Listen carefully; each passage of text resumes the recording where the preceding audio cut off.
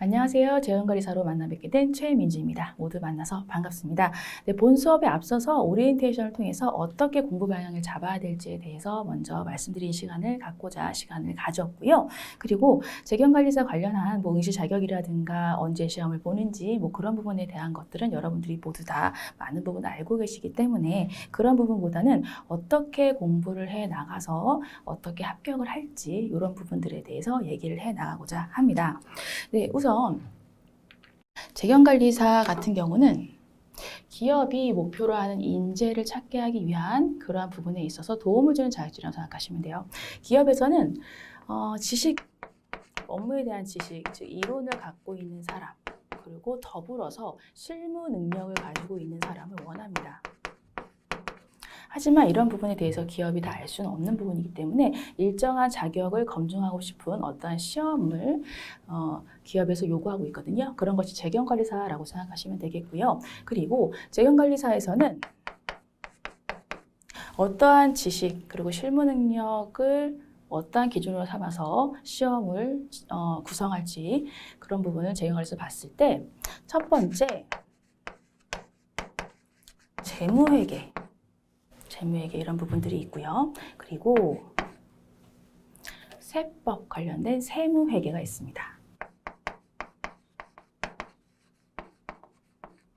네, 그리고 원가라든가 예산을 어떻게 책정할지, 투자안이 있으면 어떤 투자안을 선택할지에 대한 그런 부분에 대해서 공부를 해나가는 원가회계 파트가 있어요.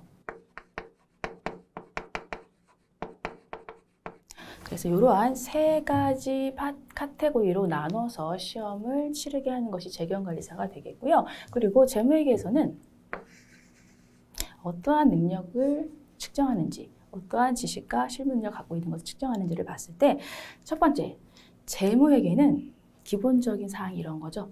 정보 이용자에게 외부의 정보 이용자에게 유용한 정보를 제공하고자 하는 게 재무회계의 목적입니다. 그렇기 때문에 그에 부합하는 자산, 자본, 그리고 부채 이런 항목들 그리고 회사의 수익 비용 구조에 대해서 잘 전달할 수 있도록 하는 부분이 필요하기 때문에 그런 부분에 대한 이해, 그런 부분에 대한 이해, 그런 이론을 갖고 있는 부분이 중요하고요. 그리고 감가상각이 얼마가 될지, 유형자산 부분에 대해서 손실이 났을 경우에 어떻게 처리해야 될지 이런 부분들 있잖아요. 그런 부분들은 실무 능력 또한 또 필요한 부분으로서 계산이 들어갑니다. 그래서 기본적으로 재무회계 같은 경우는 그러한 보고 관련된 부분에 대한 이해 그리고 계산을 통한 실무 관련된 부분에 대한 이해 이런 것들 여러분들이 공부해 나가셔야 되는 부분들이 필요하고요. 그리고 세무회계 같은 경우는 세법이죠, 세법. 회사에서 법인세다라고 하면 예를 들면 법인이 벌어들인 소득에 대해서 제대로 잘 납부를 해야 되는 거잖아요. 그래서 그러한 부분들, 그리고 소득세의 부분도 마찬가지. 개인의 소득을 잘 납부하고, 네, 그런 부분들이고요. 그리고 부가가치세 이런 부분들에 대해서도 공부를 해 나갈 겁니다. 네, 이러한 부분들이 세무회계에서 공부해 나갈 부분들이고요. 그리고 이런 부분도 잘 계산을 해서 납부를 잘 해야 되는 부분이죠. 그런 부분들이 역시나 실무 능력과 또 부합된 부분으로서 물어보는 시험 구조가 되겠습니다.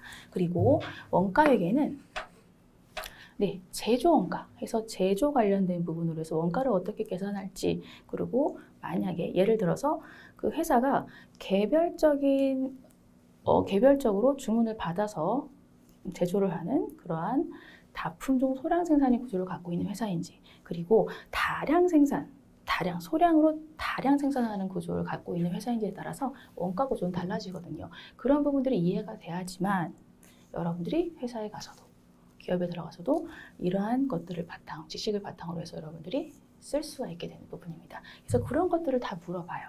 그리고 원가에서는 그런 제조 관련된 것뿐만 아니라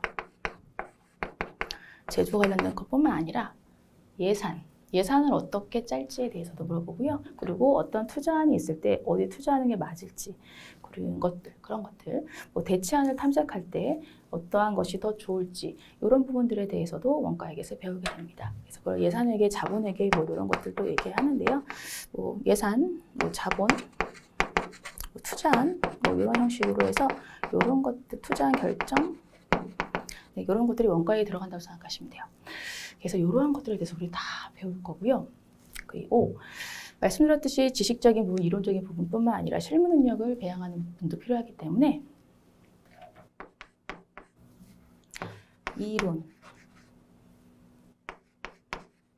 기본 이론 여러분들이 확실히 알아가셔야 되고요. 그리고 실무 능력 관련된 걸로 해서는 계산 문제를 여러분들이 상당히 많이 풀어보셔야 됩니다.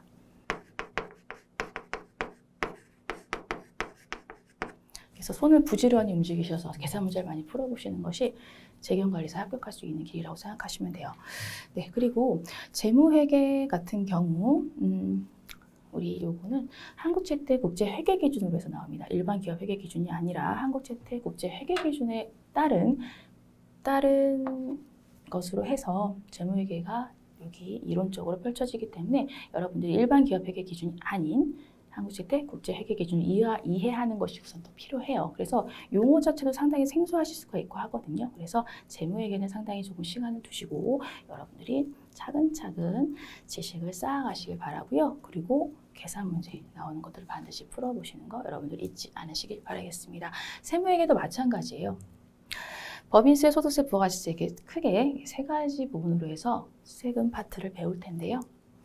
여러분들이 순서적으로 봤을 때 이거 세무회계 한 번도 공부해 본 적이 없어요 하신 분들 같은 경우는 부가가치세부터 공부하시는 거를 추천드립니다. 그래서 순서적으로는 첫 번째 부가가치세, 그리고 법인세를 두 번째로 공부하시고요. 그리고 비슷한 구조를 갖고 있는 소득세를 공부하시는 것이 순서적으로 상당히 효율적이실 거예요. 네, 그렇게 공부하시기를 권해드립니다. 그리고 세무회계도 역시나 계산 문제 상당히 많이 나와요. 세금을 계산해서 납부해야 되는 거잖아요. 그렇기 때문에 계산 문제가 상당히 많이 나옵니다. 그래서 여러분들 이런 쪽으로 해서 여러분들 많이 풀어보시고요. 원가회계도 마찬가지. 원가회계 많이 포기하시는 분들 상당히 많은데요. 여러분들이 시험 문제를 직접적으로 만나보시면 의외로 원가회계는 문제 자체가 많이 변형되지 않아요. 그래서 여러분들이 너무 어렵다라고 해서 먼저 포기해버리지 마시고 원가회계를 꼭 붙들어 주셨으면 좋겠어요. 의외로 까락이 안 나오는 과목 중에 하나입니다. 원가회계. 그래서 원가회계는 기본 이론적인 부분하고요. 그리고 계산 문제 부분으로 해서 계산 문제도 변형이 거의 없어요. 그렇기 때문에 원가회계 포기하지 마시고 반드시 꼭 정복하셨으면 좋겠습니다.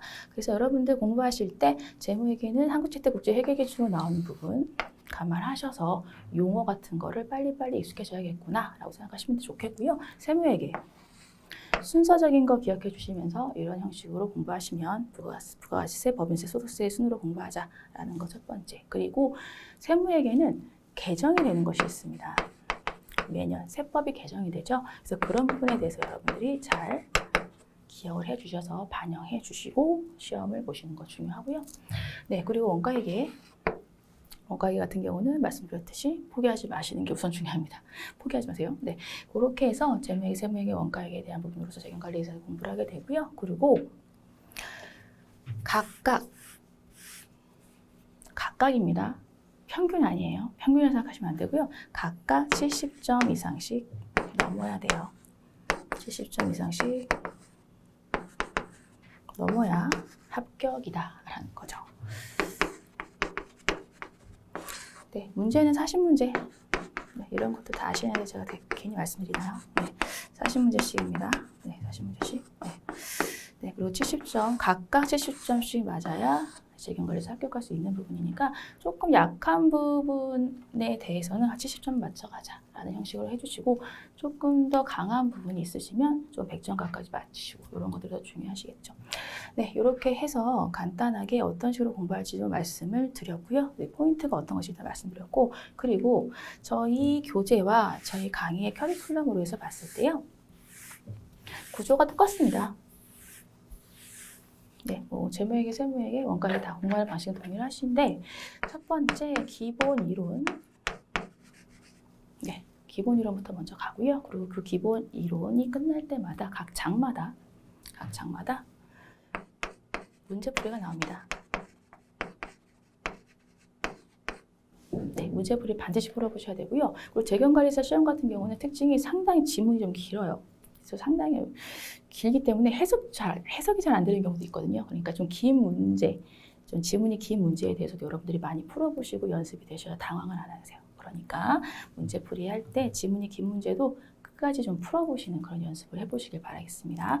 네, 교재에 있는 문제 상당히 좋아요. 네, 좋아요. 그러니까 여러분들 꼭 다 풀어보시고요. 그리고 제가 강의할 때 문제풀이를 이제 대부분 다 풀어드리고 싶은 부분들이 있는데 웬만하면 다 풀어드릴 텐데요. 너무 중복된 문제라든가 그런 부분들은 좀 비효율적이더라고요. 너무 시간이 너무 오래 지체되는 부분들도 있고 어차피 같은 형식의 문제인데 몇 번씩 푸는 것도 좀 풀어드리는 것도 의미가 없는 부분들일 수도 있어서 문제풀이를 할 때 웬만하면 다 풀어드리지만 너무 중복된 부분이라든가 그런 부분들은 몇 문제씩 제가 조금 스킵하면서 넘어갈 수 있다는 거 먼저 말씀을 드리고 가겠습니다.